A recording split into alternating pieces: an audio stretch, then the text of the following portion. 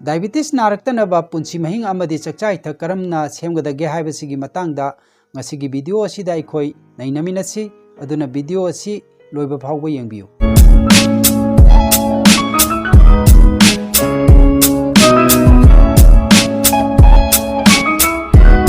Hi ma'am, I Samak Ramesar Thokchom, diabetes educator and medical nutritionist. Ngasigi topic aikoin hakchang phana na dektana leinanaba aikoina karamna chinjak chagadage haibasigi matangda aikoi ngasigi video sida mamutana nainaminasi maru oina aikoi ayamana sugar wanglaklaba matamda khwaidagi ahanba aikoigi wakhanda lakphasi karamba hidak chagadage haibasini matangsida aina mayamda ngasi haijaninglibasi medicine haibasi karino haibasi aikoi hana khangminabagi tangai phadaba ama lei aduna medicine haibasi karino haibasi aikoina science ki language da karamna masigi athra hanbagi haibadu yengminase any science which can help you to cure and prevent the disease is called medicine haibadi aikoina medicine haibasi science amaneba haibadi aikoina anaba bu ngakthokpa amadi cure ohenbada mateng pangba adugumba science amaneba adoiba taragadi aikoina medicine hairakanda aikoigi mindset ta kamaina la I haiba kanda angauba korokoro koibadubu aikoina hekta ureeba aduna aikoina medicine hairaga mamangaidagi aikoina chaduna laiba hidakto adu khaktang oina lawi madudi langaneba medicine haibasi aikoina hakchangda prevent tauba amadi cure tauba ngamba any posak ama hekta oiba yai haibaduneba mathangda amuk aina haijaninglibasi aikoina diabetes narba patient na athumba matangda lakpa taragadi athumba khudingmak chaba yadi haibagi concept ama leinai masidi langani maramdi aikoina diabetes narba matamda aikoina chaba yadabasi athumba khudingmak natte aikoina yes aikoina chini haiba tare aikoina white sugar sina saba athumba khudingmakti aikoina diabetes leiba patient singna chabada aduki matik akaiba lei tawbutabu aikoina athumba khudingmakti natte maruoina mayamna uhei chabagi matangdasu yamna chingnaba ama lei madudi aikoina uhei athumba singsi aikoina diabetes leiba patient na chaba yade habagi wakhalol ama lei masi tawbiganu uhei di aikoina thumiba makhai diabetes leiba mina chabada aduma kanai maramdi aikoina diabetes narba matungda aikoina yariba makhai chadanaba honagadabasi aikoina carbohydrate singsini haibadi chanang yamna yauba posak singsi chadanaba honagadabani athumba khudingmak natte chabagi matangda lakpa taragadi aikoina uhaidadi athumba khudingmak chaba yai maramdi aikoina uhaida yauriba athumba asidi ayamba sarungna fructose ni fructose haibasidi aikoina diabetes nabada thoidongna akaiba pide aduna adom uhai chabiyu athumba uhai khalaga chabiyu maduna adongi diabetes reverse tawbadasu hena mateng pangi haibasi ngasigi video sida ai mayamda thamjage makha tarakpasida aina mayamda diet ki matangda lakchage aina ngasi mayamda pijagadoriba diet asi akoina DIP diet aina khangnai masi worldwide oina akoina mayamna khangnaraba adugumba diet makhalamani hairiba diet asina akoina diabetes reverse tawbadasu aduki matik mateng pangi ngasi aina mayamda pijagadoriba diet ki protocol asi inba taragadi diabetes katanatana anaba khudingmaktasu kanaba phangi haibasi aina ngasigi video asigi wahogdo oina mayamda thamjage tawbudabu aina diet ki matangda haidringagi mangoina mayamda advance oina karigumba khara haijage madudi aina mayamda ngasi pijagadoriba diet plan asi diabetes ki sugar wanglaga hidak chadriba singdadi adukki matik kanaba phanglagani amadi aikoina hanadagi diabetes nadana guli chadana laklaba singidamakta sigi diet chi yamna di kanai adubu adomna charmliba hidak adu karamna thadokadagi haibasisu yamna maru oiba khanagadaba adugumba topic amani aduna aigi ngasigi video sidi aikoina treatment gi natabanina aina common oina standard diet chart tune aina mayamda pijagadorise masigi diet protocol asi diabetes naraga aikoina hidak chadriba misingdadi immediately adum hoba yare aduga diabetes naraga hidak chaduna leiriba patient singidamakta di hariba diet plan asi yamna di kanai अदुबु अदोमना गुली चादुना लैरिबनिना अदोंगी गुली अदु थादोकपसु तंगाई फदे नतबा तारगदी अदोमदा hypo सखिदुना अदोंगी Tungi पुंसीदा खुदोंथिबा कया नंगलकपा याय अदुना अदोमना diabetes expert अमगा तानरगा अखोइना गुली अदु थादोकपगा लोइनना diet plan असिदा लाकननबा होनबा हाइबसिना अदोंगी ओइनदी ख्वाइदगी फबा step अमनी हाइना थमजगे अदुना अदोमना गुली थादोकपगी मतंगसिदादी आइगा ताननिंगबा ओइरगदी अइंगोंदा काउंसलिंग तौनिंगबा ओइरगदी आइगी डिस्क्रिप्शन द पिजरिबा कॉन्टैक्ट नंबर अदुदा फोन तौबिरअगा अदोमना डिटेल्स लौबियु हाइना थमजगे हौजिक अइखोय DIP डाइट करिनो हाइबदु ममुत्ताना खंगमिननबा होनमिनसी अदुना यामना पुंगनिंग चंगना ताबियु अमदी अदोमना बोय अमदी कोलम पाइदुना हाइरिबा ngasiगी DIP डाइट की मतंगदा नैनगदोरिबा असि नोट तौछनबिबा तारगदी अदोमदा यामना हेना कानबा ओइगनी मरु ओइना DIP डाइट की मतंगदा अइना ख्वाइदगी हाना हाइजनिंगबसी मतम कक्ना चाबा हाइबसिनी अदोमना अयुक की पुंग निपान दगिना नुमिदांगी पुंग निपान बुकी मनुंगदा चाबगी अखोइगी साइकिल अमा सेंबियो हाइबदी अखोइना अयुक की पुंग निपान की ममांगदा करिमता चासिनदबा मपंग ओइबा पोट मही मनाई थकपदी याय अदुगा मपंग ओइबा पोट करिमता चासिनबिदबा अदुगा नुमिदांगी पुंग निपान की मतुंगदसु अखोइना सॉलिड ओइबा हाइदी मपंग ओइबा पोट करिमता चाबिदबा मही मनाई थकपदी अदुमक अकाइबा लेते DIP डाइट ची अइना स्टेप अहुम थोकना खाइदोअगा मयामदा एक्सप्लेन तौजरके मयाम पुंगिंग चंगना तामिनसी अहानबा स्टेप ता अयुक की पुंग 12 फाउगी मनुंगदा अदोंगी ब्रेकफास्ट थंगनी हाइरिबा ब्रेकफास्ट सी अखोइना उहै खत्तमक ओइगनी उहै नतना पुंग 12 फाउगी मनुंगदा अखोइना करिगुंबा अतोपा अमता चासलोइदबनी हाइरिबा उहै सी अखोइना मखन मरी चारगदी यामनेना फै अदुना मखन मरी चानबा होनबिगदबनी लोइनना हाइरिबा उहै सी अखोइना मचू तोंगान तोंगान मचूदा चारगसु हेना फै चांगदी अदोंगी body weight into 10 is going to अदुदा लाइबदु ग्राम द चाबिगदबा हाइबदी फॉर एग्जांपल आईसी 70 kg लुमेना खलो अदु ओइरगदी आइगी 70 into 10 is going to 700 gram सी आइगी बॉडी वेट की मतुंगिना आइना चागदबा उहै अदुनि नोंमगी ओइना अदुगी मतुंगदा अखोइना पुंग 12 की मतुंगदा अदोंगी लंच चाबा यारे लंच सिदा अदुमना प्लेट 1 अमदी 2 सेंबियु हाइबदी प्लेट 1 सिना अखोइना सलाद हाइबदी मखन मरीना सेंबा रो वेजिटेबल ना अखोइना सलाद सेमगा चागदबनी फॉर एग्जांपल अखोइना थबी गजर हंगामुला खामेरा सिंबा व्हाटएवर अखोइना हेक चारिबा वेजिटेबल सिंगसे एंजांग थोंगदुना चारिबा वेजिटेबल सिंगसे हिदगी अदोमना हिंगना चाबा नुंगाइगदबा मखन मरी खंकट पिरो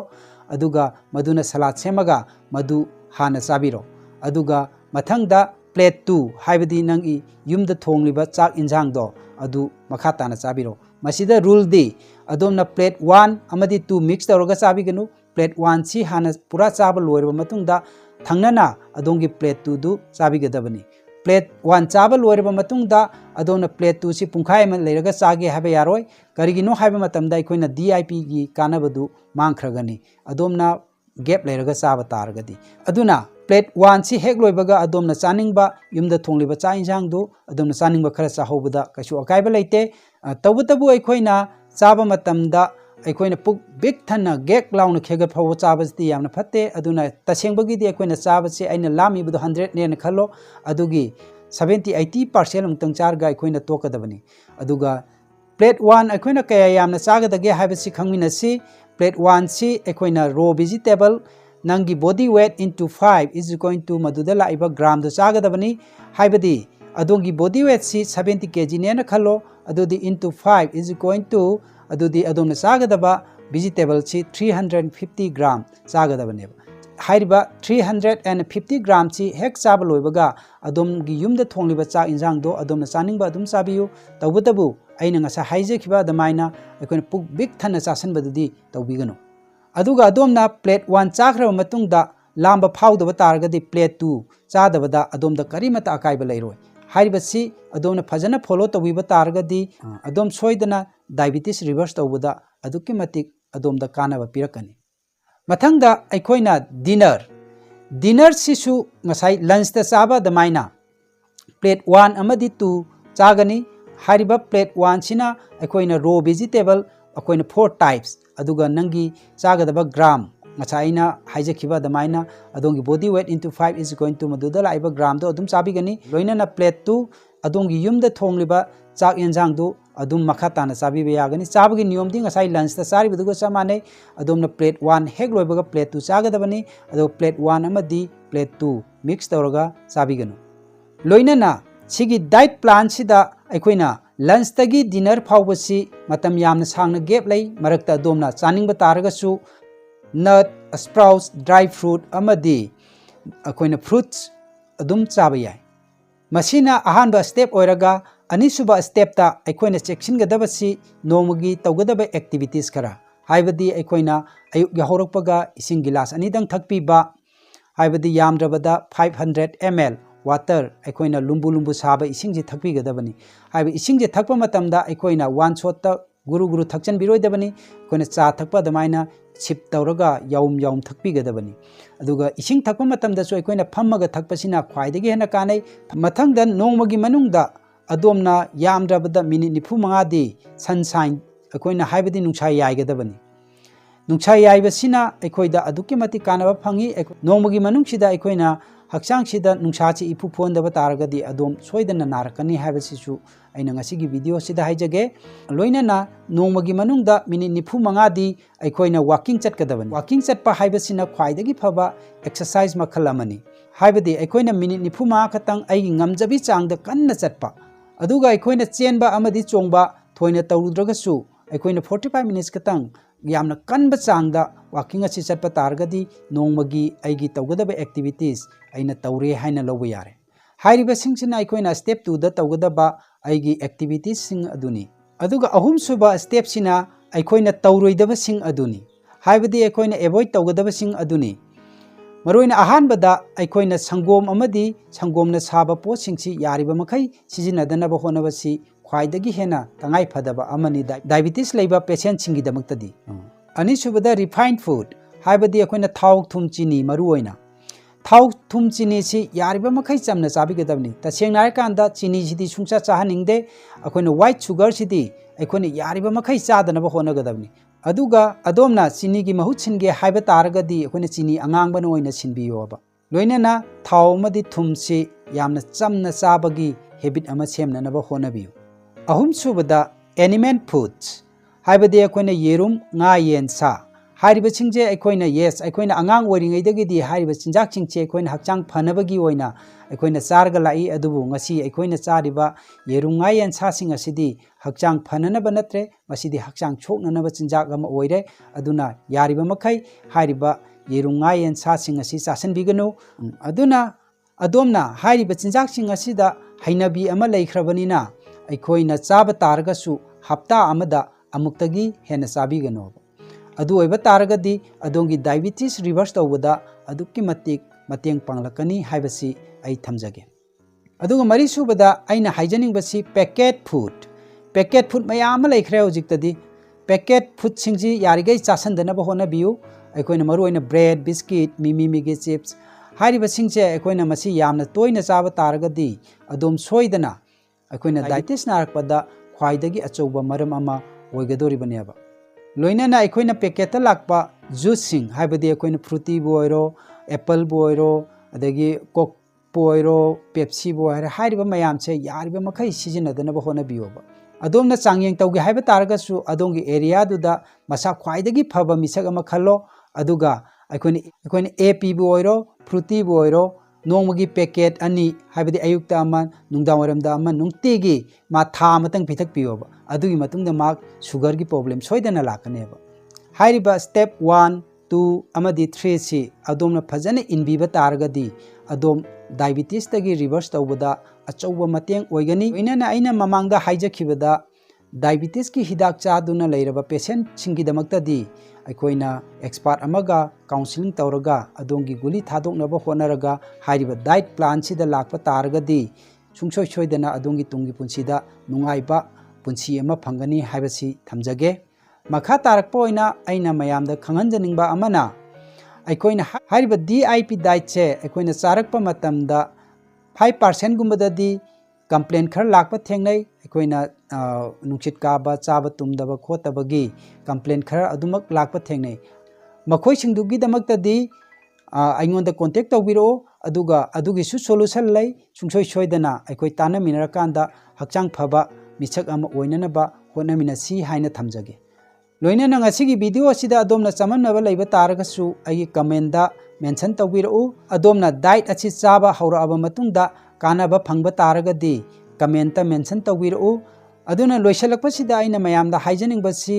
ꯑꯩꯈꯣꯏ ꯍꯛꯆꯥꯡ ꯐꯕ ꯁꯃꯥꯖ ꯑꯃ ꯁꯦꯝꯅꯅꯕ ꯍꯣꯠꯅꯃꯤꯟꯅꯁꯤ ꯑꯗꯨꯅ ꯉꯁꯤꯒꯤ ꯑꯩꯅ ꯃꯌꯥꯝꯗ ꯄꯤꯖꯔꯤꯕ ꯗꯥꯏꯠ ꯄ꯭ꯂꯥꯟ ꯑꯁꯤ ꯑꯩꯈꯣꯏꯅ ꯅꯥꯒꯦꯔꯥ ꯅꯥꯔꯣꯏꯔꯥ ꯃꯤ ꯈꯨꯗꯤꯡꯃꯛꯅ ꯆꯥꯕ ꯌꯥꯕ ꯑꯗꯨꯒꯨꯝꯕ ꯗꯥꯏꯠ ꯄ꯭ꯂꯥꯟꯅꯤ ꯁ꯭ꯇꯦꯟꯗꯔꯠ DIP ꯗꯥꯏꯠ ꯍꯥꯏꯅ ꯈꯪꯅꯩ ꯍꯥꯏꯔꯤꯕ ꯗꯥꯏꯠꯁꯤꯗ ꯂꯩꯔꯒꯗꯤ ꯑꯩꯈꯣꯏꯅ ꯄꯨꯟꯁꯤꯗ ꯂꯥꯛꯀꯗꯕ ꯑꯅꯥꯕ ꯈꯨꯗꯤꯡꯃꯛꯇꯒꯤ ꯉꯥꯛꯊꯣꯛꯄ ꯉꯝꯃꯤ ꯍꯥꯏꯕꯁꯤꯁꯨ ꯉꯁꯤꯒꯤ ꯚꯤꯗꯤꯑꯣ ꯑꯁꯤꯗ ꯑꯩ ꯃꯌꯥꯝꯗ ꯊꯝꯖꯒꯦ